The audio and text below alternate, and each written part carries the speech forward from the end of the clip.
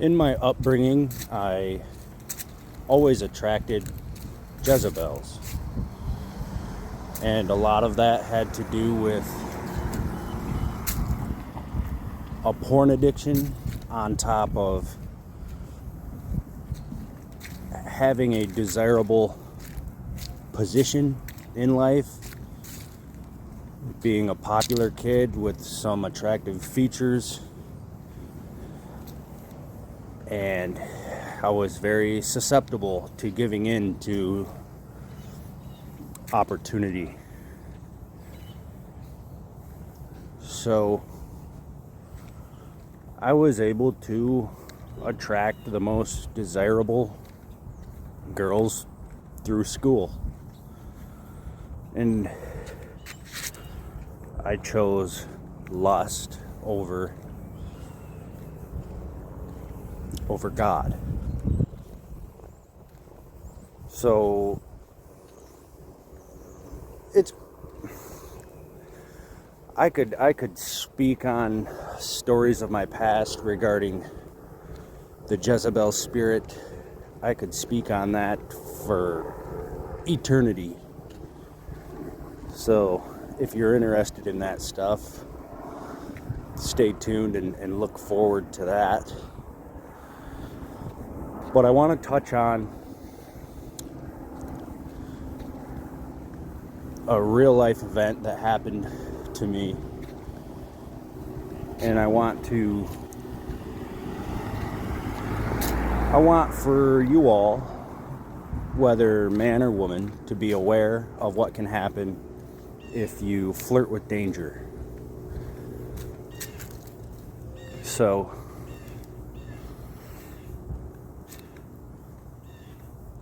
I had been in quite a bit of short-term relationships,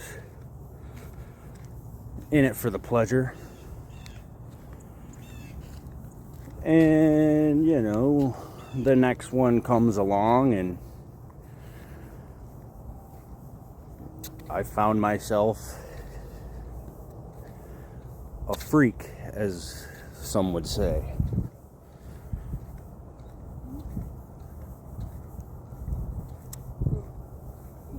More willing than most of the girls that I had been with prior.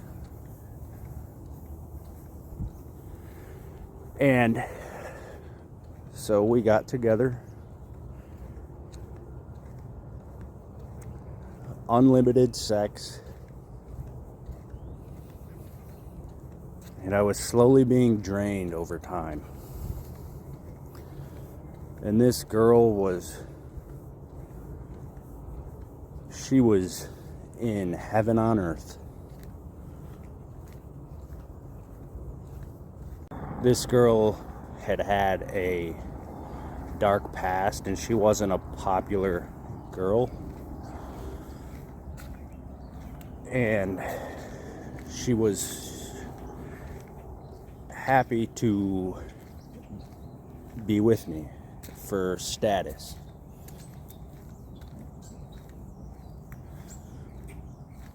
So she ended up living with me, with my parents. And I was with her for like a month before I found out that she had already had 2 kids. And I feel stupid for that. But that, at the time, that wasn't going to hinder me from continuing having my fun. So she ended up living with me and eventually bringing her kids over. She never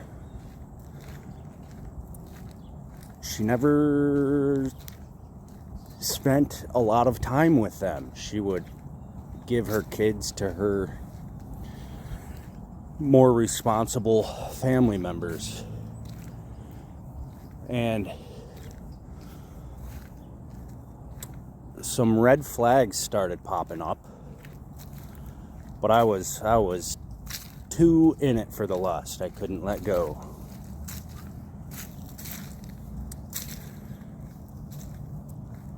So I started bettering my life. I've always been into fitness and stuff. We've always had like a outdoor gym in our backyard. And I started getting in better shape after slowly becoming more unattractive, and you know, it was like now I'm in a relationship, I'm having sex all the time, I'm letting myself go. But you know,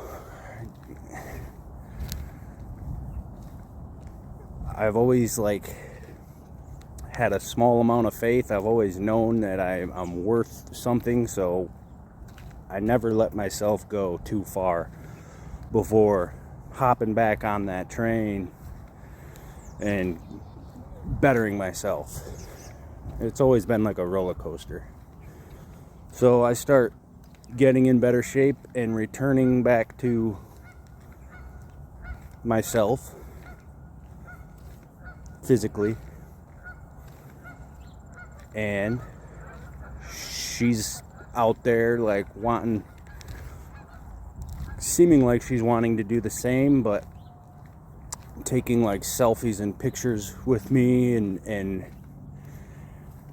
using all of this for her own social media time.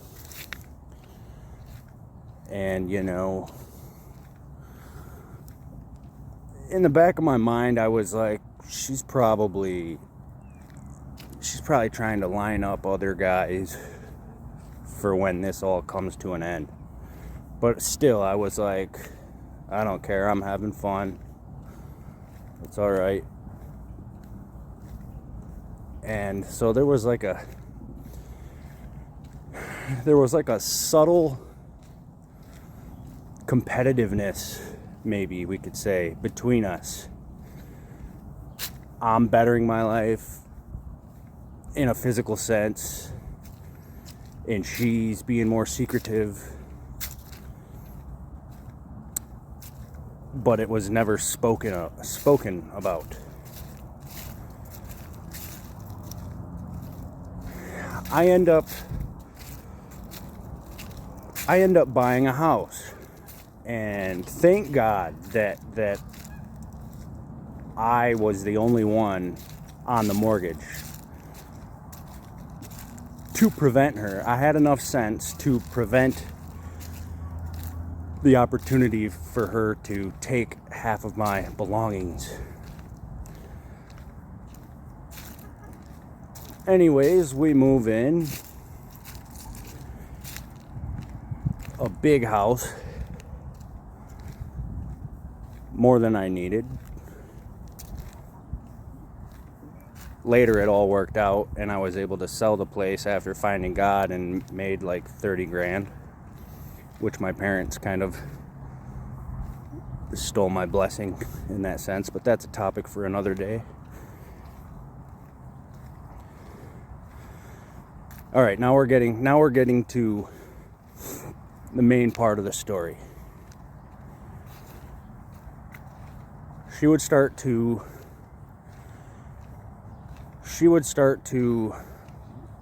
be distant, and she would leave and not respond, and spend nights away fabricating stories and stuff. And I was slowly like losing myself again, thinking like, man, this low person has had me all worked up on a roller coaster. And now, like, if I look back, speaking then, I'm like, if I look back into my recent past, I've been on top of the world, and now I let this, like, lowlife take me down emotionally and physically, and now I'm like feeling depressed and crap. I'm like, something's got to change. So it was getting to that point. It was getting to that point of change and letting go. And I didn't realize it at the time, but I was coming closer to God. And He was coming closer to me. And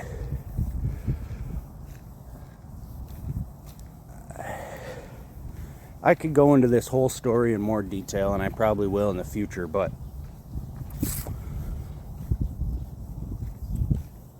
we broke up.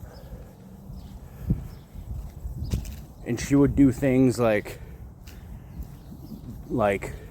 bring other dudes' clothing to the house and like throw it around.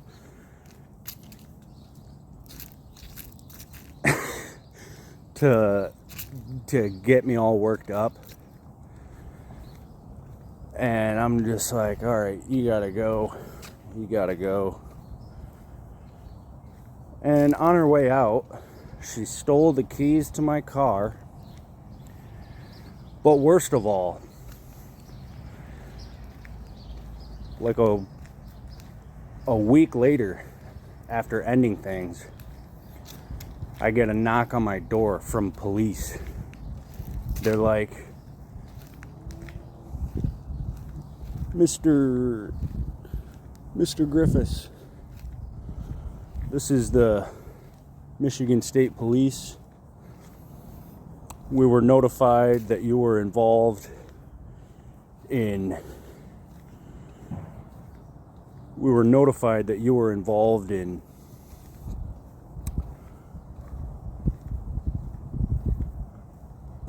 God, this makes me sick to even say. She went to the police with a bunch of false accusations in some of the worst possible ways, saying that I inappropriately touched her kids, and also saying that I drugged her and raped her with friends. And I'm like, oh my goodness, my heart sank. I was like, this is like a movie. Like, this is insane. You only see and hear about this stuff in the movies. Like, I'm getting framed for wanting out of a relationship. So, man, imagine having to fight your way out of false accusations that are so strong that tarnish your image in a small town. Having to defend yourself to prove how evil someone is. So, crap, I'm about to get hit. I better cross the road.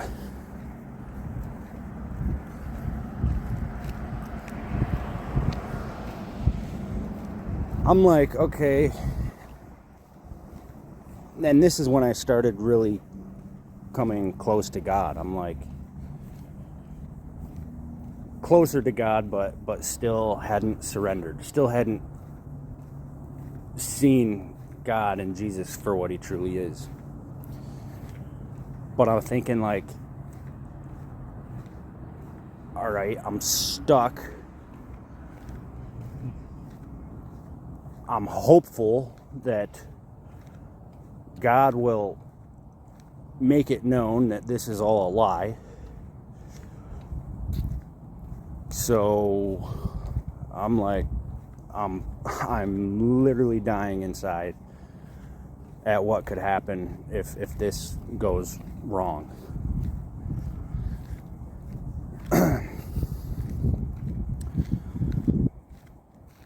So I'm having to live on through life with false accusations and a long, dragged out court process where I have to live with fear. And it was so much work in gathering proof to defend myself, capturing all of our texts and getting witnesses and collecting, you know, she accused like all my friends of some crap that never even happened.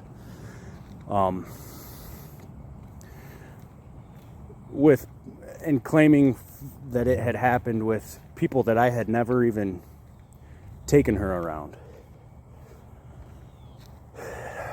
So, man, just a hassle getting these people to like testify on the truth that this girl is crazy. She literally has nothing to lose. She has nothing to lose. And she's trying to put me in jail.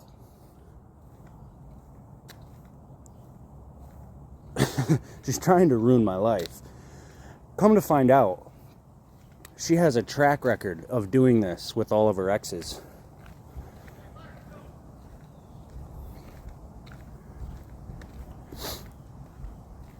I find out she's pregnant again. So she was cheating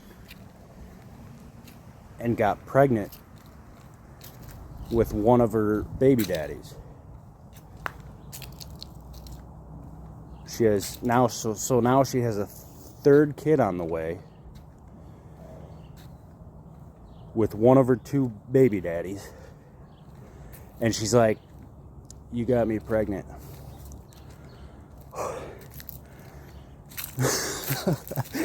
Dude, I'm talking, this is the most miserable time of my life.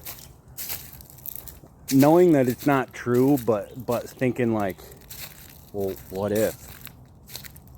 Like, I was never stupid enough to, you know, ejaculate within. But I'm like, what the heck? What if? So, dude, I'm just living in misery, thinking the worst for myself. Like, how am I going to fight through all this crap? And it was like accusation after accusation, after lie after lie after lie. And I'm preparing myself to defend myself. Well, the time came where I was to show up at court and she was to show up as well to defend her case. And she never showed up. She never showed up. And I went through all of that suffering to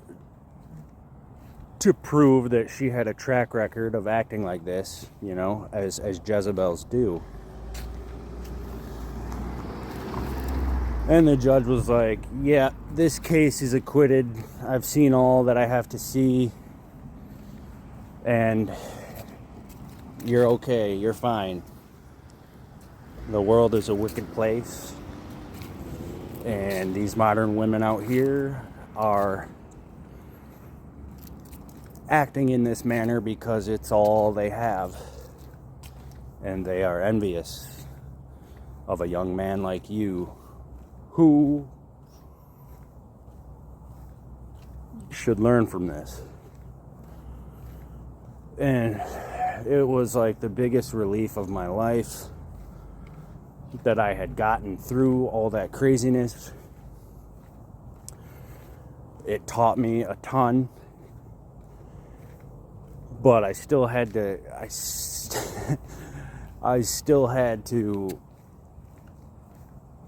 deal with the fact that now there was a story being told about me that wasn't true. And you know, she went on and told as many people as she could that I'm this evil person and crap, inverting the truth, deflecting any of her wickedness, projecting it onto me, making me the bad guy. And so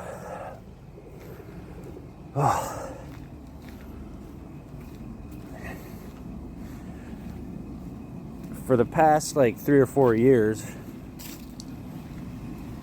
that happened a while ago, and it took a long time to like put that in the past. So it's kind of hard revisiting that and telling others about it. But I'm happy to be able to warn you, brothers and sisters, that this is a spiritual war, and God will allow, if you are lusting and giving into your wicked desires, He will allow for bad things to happen. He will allow for you to potentially get thrown in prison or killed or slandered in ways that you could never imagine. So it's not worth it. It is not worth it. It is not worth it. It's not worth having a little bit of freaky time. Is not worth risking your life, your freedom. Because it doesn't matter. It doesn't matter if you didn't do things. You know how wicked the court system is. You know how wicked people can be. You know how wicked someone that you've been having sex with can be if you end things. So beware of that. Beware of that. Especially in today's age. Everyone is wanting leverage over the next person, and they will do that by any means. People are wicked. People are wicked. So the next time that you are tempted to, and all it takes is once. All it takes is for you to have a hookup with somebody, for them to accuse you of anything. Dude, stay away. We're not out here seeking pleasure anymore. It's not worth it. It's not worth it.